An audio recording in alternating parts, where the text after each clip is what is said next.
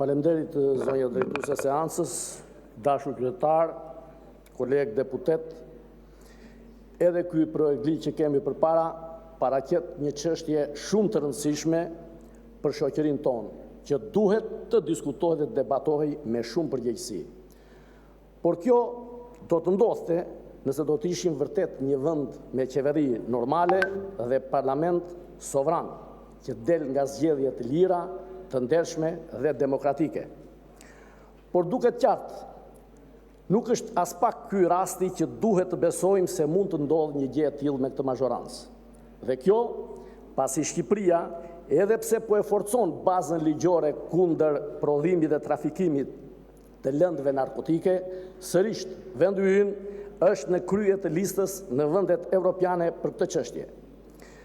Për këtë mjafton t'i referohemi disa nga raporteve të SPAK-ut dhe strukturave hetimore për vitin 2025.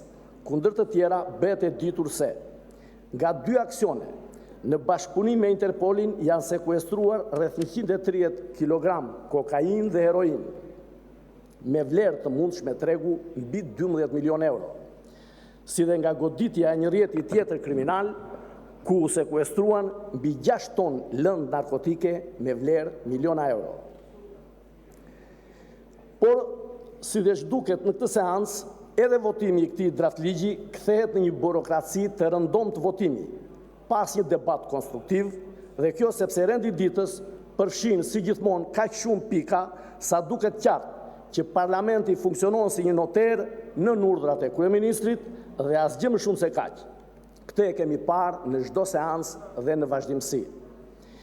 E pra dashur qytetar, nderuar kolegë, ky parlament po kalon kohën më absurde politike, ku në asnjë nga seancat plenare nuk miratohet qoftë një ligj i vetëm që t'i shërbejë realisht, plotësisht interesit publik, por çdo gjë bëhet në interes të një grupimi politik hajdutësh që ka uzurpuar të gjitha pushtetet.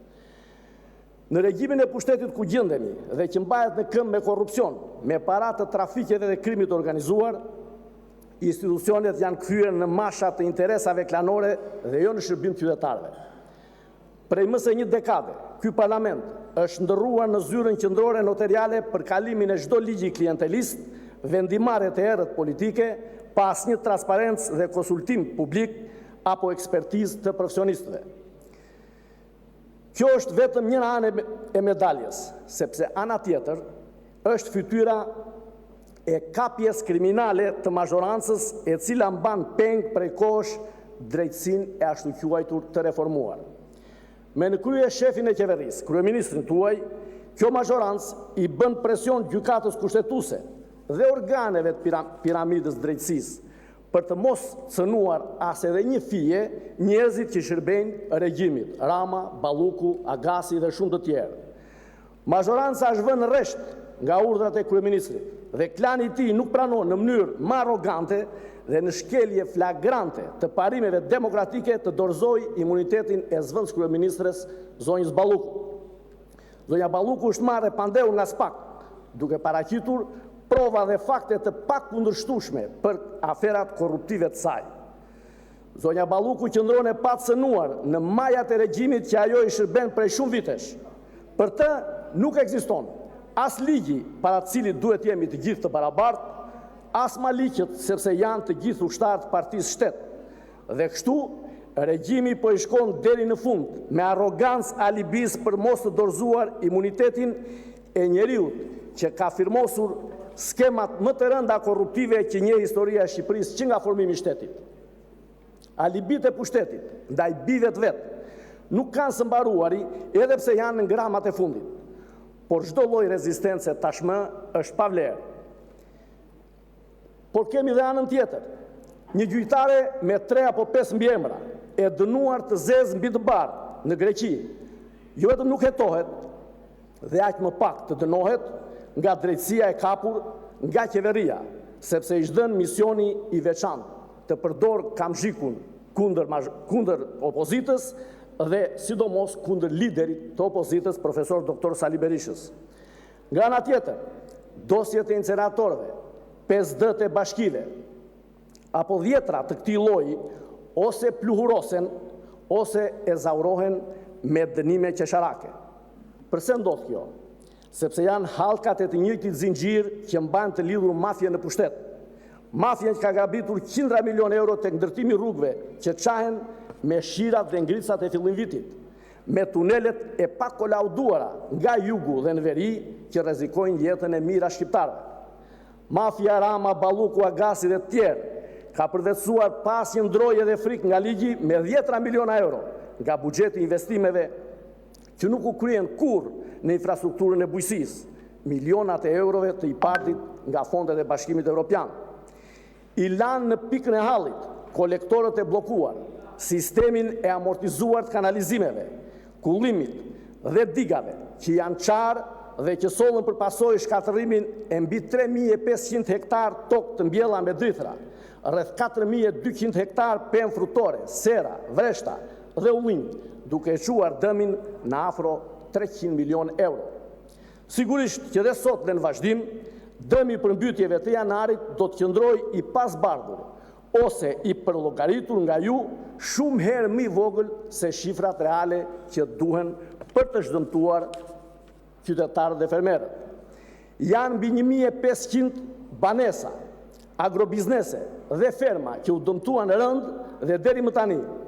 Fatura e dëmeve ka mbetur një fletë e bardhë, pa llogaritje dhe pa ekspertizën në terren, pasi qeveria nuk ka kohë dhe vullnet të merret me fermerët dhe banorët e zonave të dëmtuara rënd nga këto përmbytje. Banorët e Ferrasit, të Martinës, të Hasturkasit, Ndërnënasit, në Fier, po presin kur do të marrin dëmshpërblimet. Fermerët e Frakullës, Kashishtit, Sheq Musa Lalaj, Qervenit, Petovës, Kallmit, Brostarit, Hoxharës, Boçovës dhe shumë zona të tjera po presin kur do të marrin dëmshpërblimet. Nuk e di, a keni ndonjë përgjigje për këto? Skandalet e qeverisë pasojnë njëri tjetrin pa kaluar 24 orë. Rrugët e degraduara pa kaluar as edhe 6 muaj nga inaugurimet pompoze janë kthyer në skenat më reale të degradimit të këtij pushteti. Seriali tenderave dhe koncesioneve nuk ka të ndalur në shëndetësi, energjetik, arsim, infrastrukturë, digitalizim dhe tjera si këto. Ndërkohë, shqiptarët vijojnë dhe ikin masivisht duke shpopulluar vendin si asnjëherë më parë.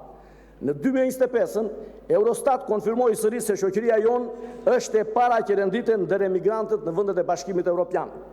Duke parë gjithë këto skandale dhe vjedhje, grabitje dhe padrejtësi, është detyrë e opozitës dhe e Partisë Demokratike që të vihet në krye qytetarëve, të jetë pjesë e zemërimit dhe revoltës tyre, deri në rrëzimin e kësaj qeverie të korruptuar në çdo qelizë dhe çuarjen e vendit në zgjedhje të lira të ndershme, me një qeveri që garanton këto zgjedhje si të lira të ndershme dhe jo me qeverinë e Ramës që ka treguar me prova që vetëm vjedh, grabit dhe manipulon. Ne jemi fronti politik që kemi mision historik, kthimin e vendit në normalitet dhe kthimin e shpresës. Ky është qëllimi do të arrijmë me protesta të pandërprera, të pandalshme, të qëndrueshme dhe të fuqishme. Në 10 shkurt, revolta e shqiptarëve do të marrë tjetër kuptim. Rënimi i vendit nuk është më çështje kalendari protestash, por një kauz që kërkon thellësi dhe maturi politike. Ne po e dëshmojmë dhe do të vazhdojmë ta tregojmë këtë qasje në parlament, në takime me njerëzit, në rrugë dhe në protesta pa kthim. Faleminderit. Fjalën e ka zonja Konomi.